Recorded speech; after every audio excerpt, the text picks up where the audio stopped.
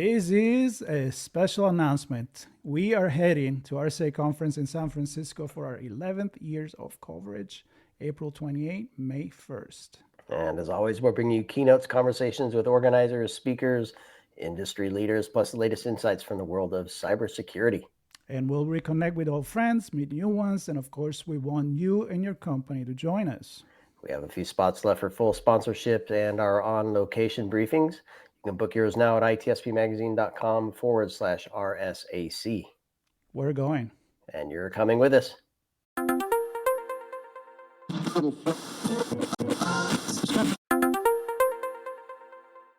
Hey, Sean, do you know what? I think that our listener want real protection against cyber risk. And I know that HITRUST is the leader in cybersecurity assurance. But what makes them the go-to choice? Well, according to our friends at HITRUST, because their framework covers 100% of the known tactics, techniques, and procedures, in 2024, organizations with a HITRUST certification had just a 0.59% incident rate, meaning 99.41% stayed breach-free. That's solid, but what about staying sharp over time? HITRUST's regular certification process isn't just a checkbox, it actually drives improvement. Repeat customers see up to 54% fewer corrective actions needed year over year. And now with their new AI security assessment and certification, you can actually tackle AI risk with confidence as well. Then check out the HITRUST framework. Go to hitrustalliance.net to learn more. Welcome to the AIxCC experience at RSA. Perfect. Welcome. Woohoo! Hello. All right. So AIxCC is a public competition to find and patch vulnerabilities in open source software, particularly in critical infrastructure. And we thought it was important that as part of sharing the mission and the message here, that we level set and get folks into a headspace where they can really focus on the competition and the stakes. And so this is a bit of a level set to get you kind of in the mindset of getting into our fictional city, Northbridge. So we're going to take a bit of a train ride and then get into the cybersecure city of the future.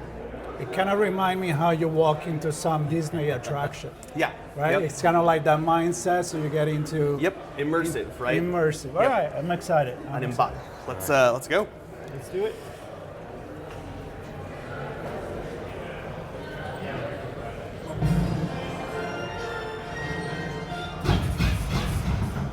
Whoa, it's for real. Welcome. You are currently in transit to Northbridge, an immersive city showcasing the AI Cyber Challenge and embodying the promise and challenges of AI for cybersecurity. My name is Kitty. I'm the virtual host of Northbridge and will do my best to guide you on your visit. While you're here, you can learn about the AI Cyber Challenge, a competition designed to help secure our critical infrastructure. See how teams competed with custom-built cyber reasoning systems to automatically identify and fix critical vulnerabilities hidden inside software code. Discover the high stakes of securing critical infrastructure by analyzing cyber attacks both past and very, very present. And be part of the cyber cult, people dedicated to achieving the dream of a cybersecurity world. A dream this way naturally has a few enemies, which is why I wanted to A cyber-secure world. Not as long as I'm here. Welcome to Northbridge, a city of broken dreams. The train has arrived. We're happy you're here, Cyber Collective. If a cyber attack happens while you're here, we're depending on you to help us understand and stop it. For now, as you exit the train, a guide will be waiting to orient you on your journey. So we've arrived in Northbridge. I'm a little nervous, to be honest with you. Stuff is happening. At least the already. door's open for us. Yes, yeah, the doors still work. All right, that's good. Hello. Pardon us. Welcome to Northbridge. Thank you. On behalf of all the citizens, just come on through and meet Brian. He's a big official welcome. Hi. Thank you. Welcome in. Excellent. Welcome in. Come on into Northbridge. Fantastic. We have our group here. Welcome in. You want to talk in here? Sure. Yeah, there you Excellent. Welcome into Northbridge. We get to explore the DARPA-led AI Cyber Challenge. So you get to go through this interactive city to see how we are protecting and securing and defending our infrastructure. So you'll see healthcare, you'll see medical, you'll see water, you'll see cyber. This is what we want you to go through. You're going to follow a simple line through the outskirts of our city here. A lot of interactions, a lot of folks that can answer some technical questions about the challenge as well. We really want you to dive in and learn as much as you can about this DARPA-led challenge. So if you follow me through this way here, we'll meet with Dr. Kathleen Fisher. Fantastic. Welcome in. Got our first group heading over this way. We'll hear from Dr. Fisher on the challenge. Get started with the journey. Welcome. Thanks for joining. Yeah, how are you guys? Can I give you this? So we record it? Thank you. Sure. Okay. So gather around so that everyone can both see and hear. Dr. Fisher is going to provide an overview and help form context for what you're about to experience in our city of Northbridge. AIxCC is a competition that is designed to bring together the best and the brightest from DARPA's broad performer community to pair generative AI with cyber reasoning systems, program analysis techniques to automatically find and fix vulnerabilities in new open source software. The genesis of the program came about partly because there was a paper that you stated about the open source software, willingness of adversaries to leverage that weakness in order to sustain conflict. And it showed that ChatGPT and systems like that were in fact able to find and fix vulnerabilities in a kind of baby scale.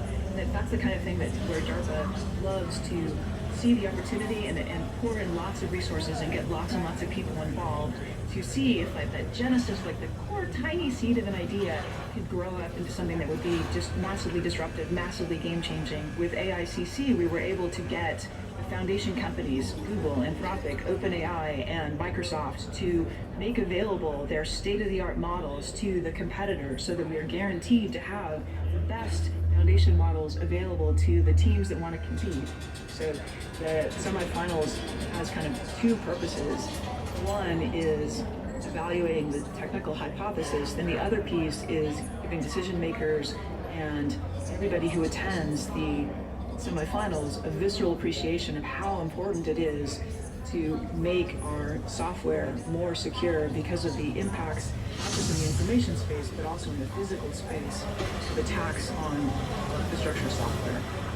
AIxCC is working on the real software that modern society runs on. And as competitors find and propose suggested fixes, those suggested fixes are relevant for the real software that people are using every day.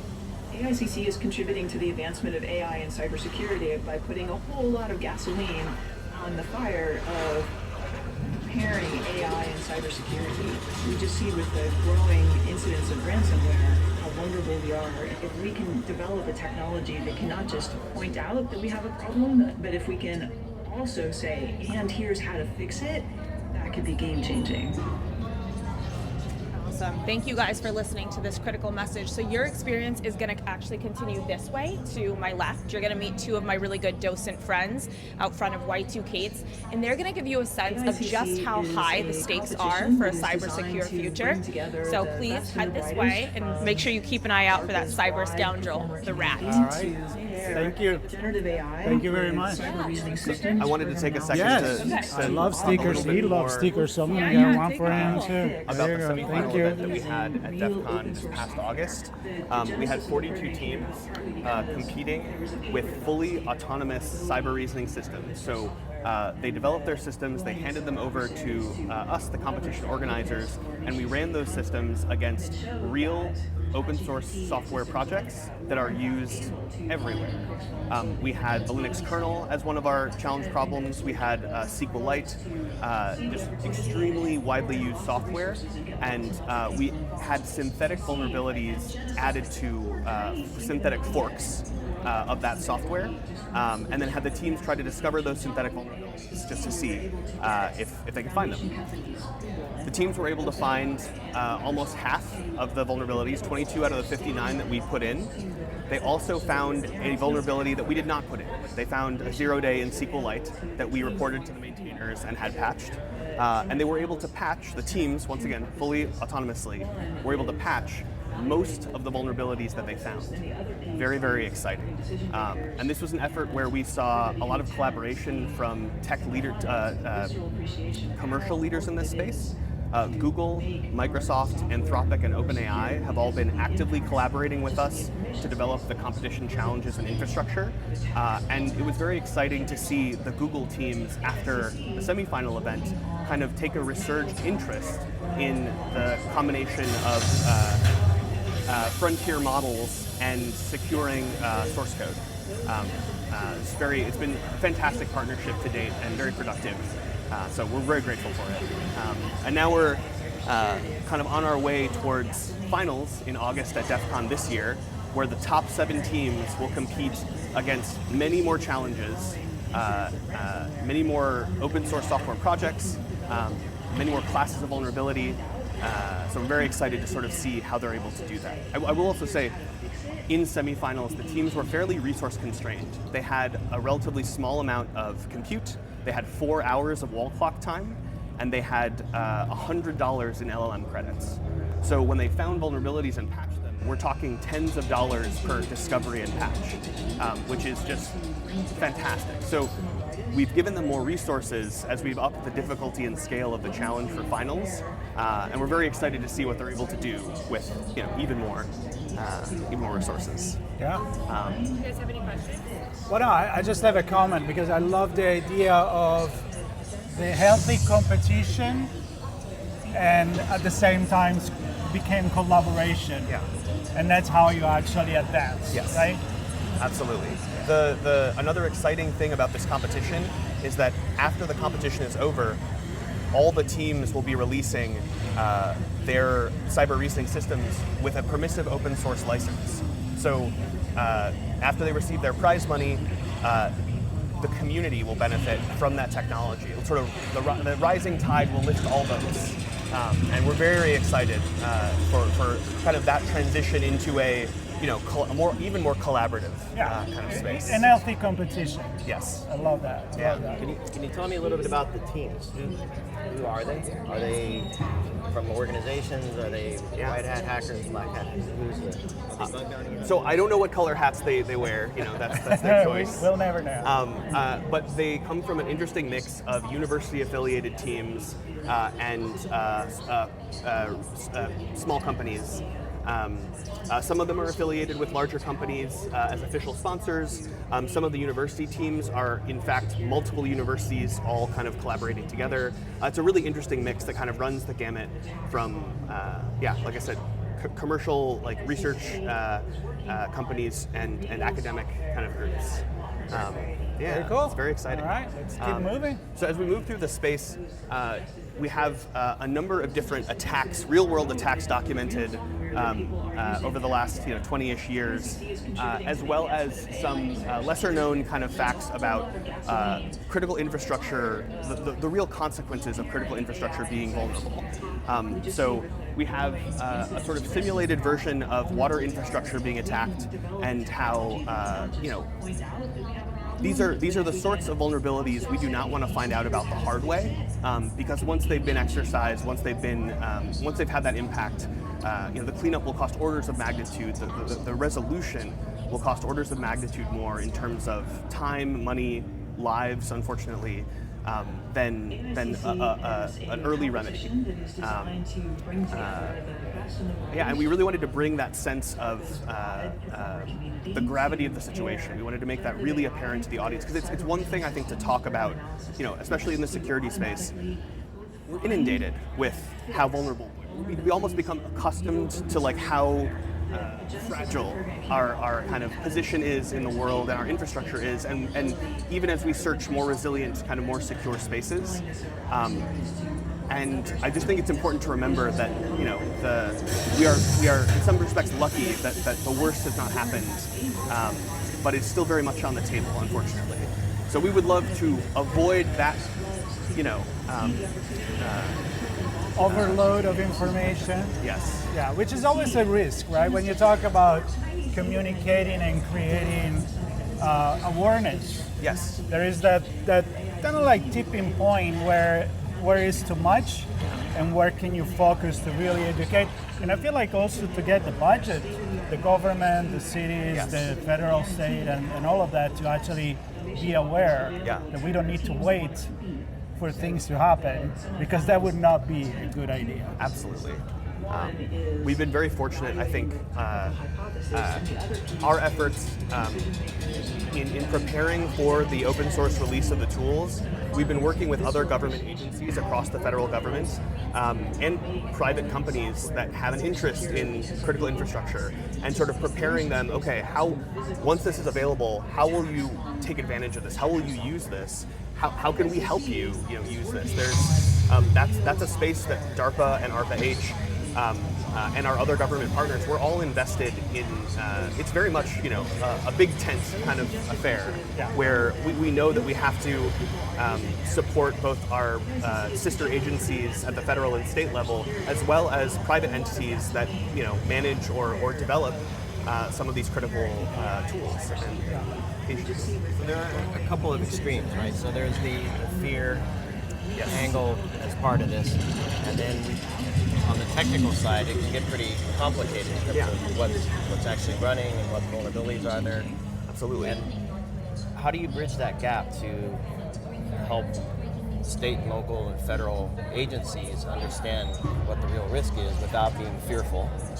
And then also connecting communications and policy and bringing teams and operations together, and then obviously the individuals to help pull all this.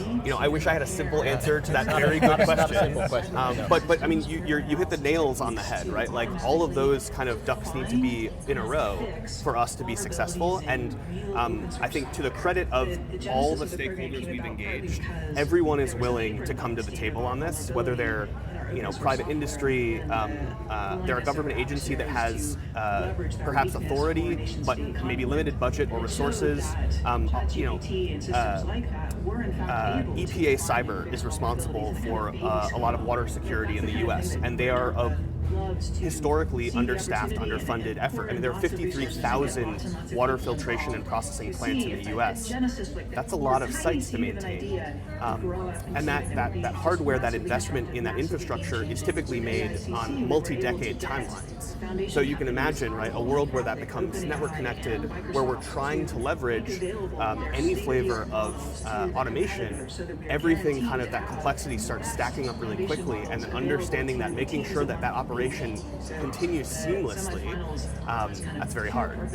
And not to mention all the different state, local, and federal entities that you may need to align. So we're working on that, but it is a challenge for sure. Are you working with the AIxCC and the AIxCC? We are. We want to maybe move. We've engaged. We've engaged some of the AIxCCs through our partnerships with like CISA, the sector coordinating councils.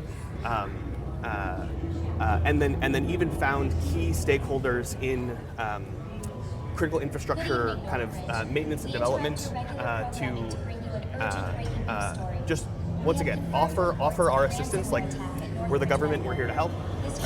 And also ask them, right, where the challenges, what are they seeing, what do they feel is the biggest challenge to securing their own infrastructure? Because oftentimes, right, sometimes they've already thought about this a lot, and they already know what they need, or think they know what they need, and have a pretty good idea, but they're not able to, close that gap entirely, and that's where we can help. We can provide expertise, we can provide funding potentially, and leveraging this technology, the economy of scale, it just becomes much more kind of, the value proposition is very strong at that point. And sharing information. If somebody's successful, then why not sharing, so that the people after that, other entity, other government agency, they can also avoid, it's a budget that works out pretty well. Right? Yeah. One discover, the other adopt it. Yeah. I think, the AIxCC model is so interesting, because that's where you get people that compete in business to collaborate for mutual kind of security benefit. And I think the software supply chain, even their non-open source components, there's a lot still of sort of mutual benefit from collaborating on securing that environment. Especially given how interconnected a lot of institutions are. Thinking about financial institutions particularly, but this is true across the board. So once again, mutual kind of shared benefit if we can just agree to collaborate like this. Yep. A different community. Yeah, different way of looking at a community. I think another good example of that is healthcare, where you have a very diverse vendor environment and a very complex technology stack, where any of those could potentially be a way in to compromise a hospital for a ransomware attack or disclose patient records. So if we walk over to the Northbridge Medical Center, I'm going to take them. So you check in and you don't check out? Yep, doctor. No copay, no copay. It's so one of the things we wanted to highlight. I think once again, coming from an enterprise security space, it's easy to forget how complicated these environments can be. And so as we look at the different kind of threats and insecurities and how the different pathways they open up through these systems. I mean, hospitals are extremely complex, and there's no hospital that runs a single vendor kind of stack. They're running devices from tens of vendors, all that may have different network connectivity requirements, all that have different kind of proprietary protocols that may be hard to introspect, but from an attacker's perspective might provide amazing lateral movement mechanisms, right? So securing these environments is really challenging. We have 6,000 hospitals and clinics in the US today. All of them have pretty unique network configurations. Many of them have health at home and telehealth presence, so they're expanding their network posture into people's homes, remote clinics. Teleradiology is very common. So once again, massive interconnected network. Any gap in that tech stack makes this whole ecosystem vulnerable. And so just kind of trying to provide a small mapping of how these vulnerabilities propagate and manifest. And then even the potential where if we had this very rapid, I think I mentioned earlier, the semifinal round, they had a 4-hour window to analyze hundreds of thousands of lines of source code and find and patch vulnerabilities, and they were successful, with many of them. And so the idea that we could have, a brain-dead integration into our CI/CD pipeline, for example, where the patches are not only being pushed very rapidly, but those are high assurance patches where the evidence of their utility non-interference, the patches will not kind of prevent the application they're patching from, it will continue to function as needed. And then also, how do we start to ensure that the entire network, the entire environment will not be negatively impacted by the changes to that one device? I mean, that's a problem that AIxCC is touching on, but there's other work at DARPA and ARPA-H that continues to look at this. How do we know that the changes we make, whether it's a patch or a configuration change, how do we know that the system will both remain performant and improve its security and safety? Yeah. I realize it's a hard problem that I think everyone in this at RSA is cognizant of. Yeah. But I think it's good to concretize it, right, in these use cases that aren't necessarily known. Well, I think this is a great representation for people that don't really have a big picture, because it's almost like a digital grid with an electric switch. How do you bypass a problem, and how do you make it resilient? Yes. Yeah. That's a big thinking. It's like 360. It's hard. It's hard. It's really hard. And today I think I would love to get to a world where doctors never have to take cybersecurity training, right? Oh yeah. That doesn't, don't we all? Right? Like, I don't want clinical staff to have to think about cybersecurity, right? Well, that's the goal of cybersecurity. Will be that you don't see it. Yep. And it doesn't affect your everyday small mom and pop business, as well as, of course, big organization and organization that save lives. So exactly. I think people that will come here will definitely have a very good picture and vision of what it really is. Still complex, but a better understanding. Yes. We can't forget that the healthcare system itself is also complex. Yes. Yeah, Yes. well, of And course. so every little part of that whole workflow and patient engagement and healthcare providers and payers, the whole thing is complex with a bunch of systems, tons of data. This paints a picture of an overlay of threats and vulnerabilities, which we also have. And Sean, it really makes you think when you start seeing around hack alert everywhere. Right? Yeah. I mean, thinking about Change Healthcare, right? Right. Like, that was I don't think enough people were clocking how disruptive that would be until we had experienced it. Yeah. And those sorts of catastrophic sort of either supply chain kind of like choke points or dependencies are really hard. I mean, that's just one large component of this complex system, right? I think we're getting there to realize that the complexity, it's even, beyond what we could have imagined with fantasy and fiction. Yeah. Like reality has become the future. The Yeah. present is the future nowadays. Yeah. And I love the idea of creating this simulation and having this experience Yeah. that I think is really going to open up minds. Yeah, and so our last major area here is talking in more detail about semifinals, and actually it's running the competition. This is showing the teams how they're interacting. They're fully automated, no human in the loop here. Their cyber reasoning systems, how they're querying the LLMs, and you can sort of see kind of the patterns from some of them. At this point, we're in round 4, so looking at SQLite. That grid up there represents the synthetic vulnerabilities that we inserted into these synthetic forks of these projects, and sort of the combined performance of all the teams is represented there. But once again, this was just a few hours and $100 of LLM credits for each team, and they were able to do pretty remarkable things. Incredible. It's incredible. Yeah. Very good. Yeah. All right. Yeah, I think for me, I don't know if there's a chance to talk with some of the team members at some point, or maybe we look to the future between now and DEF CON and maybe get an update from you on what the finals look like. Absolutely. Our teams are hard, like nose to the grindstone, working on developing their systems for finals. But we do actually, I think 2 of them are here at RSA exhibiting in one way, in some way or another. And we will have the teams at DEF CON.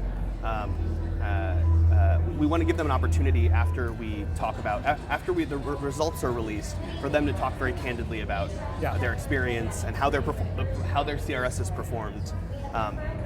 The how is such an interesting question. We have actually visualization experts just dedicated to trying to help us explain how the cyber reasoning systems, these collections of program analysis tools, are leveraging the LLMs, and those workflows are, once again, fascinating but very hard to untangle. So the how is going to be really interesting to continue to explore, I think, too. And it's definitely a work in progress. Yes. Never going to end. Never going to end. Once you finish this, you can start another one, right? Because it's an evolving risk.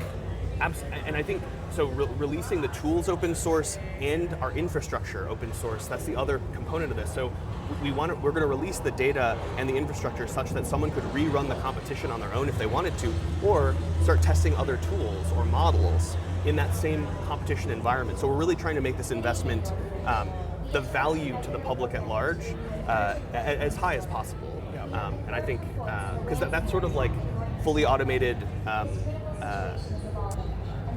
minimally biased or unbiased data sets, like I feel like getting those out of these tools is also just super valuable.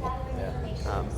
And for me, inside the mind of the teams and the individuals, if how they think about this relative to how bad actors think about it, and if they had unlimited resources, how might they change their tactics and their techniques to approach this? Yeah, we've upped so their budgets are increased to thousands of dollars per project for our final round. So we're hoping to get a glimpse of that. But yes, I think that's an interesting question to keep asking, for sure.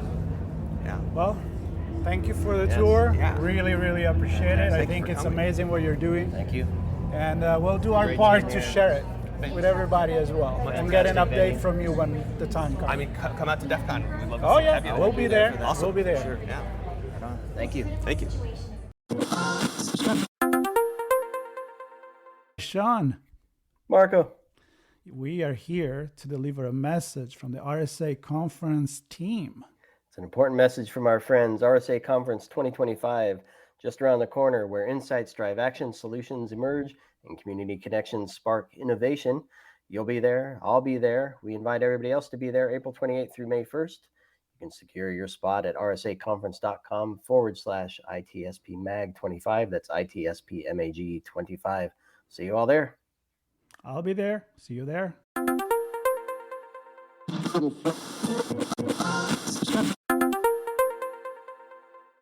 Hey, Sean, do you know what? I think that our listener want real protection against cyber risk, and I know that HITRUST is the leader in cybersecurity assurance. But what makes them the go-to choice? Well, according to our friends at HITRUST, because their framework covers 100% of the known tactics, techniques, and procedures, in 2024, organizations with a HITRUST certification had just a 0.59% incident rate, meaning 99.41 stayed breach-free. That's solid, but what about staying sharp over time? HITRUST regular certification process isn't just a checkbox, it actually drives improvement. Repeat customers see up to 54% fewer corrective actions needed year over year. And now with their new AI security assessment and certification, you can actually tackle AI risk with confidence as well. Then check out the HITRUST framework. Go to hitrustalliance.net to learn more.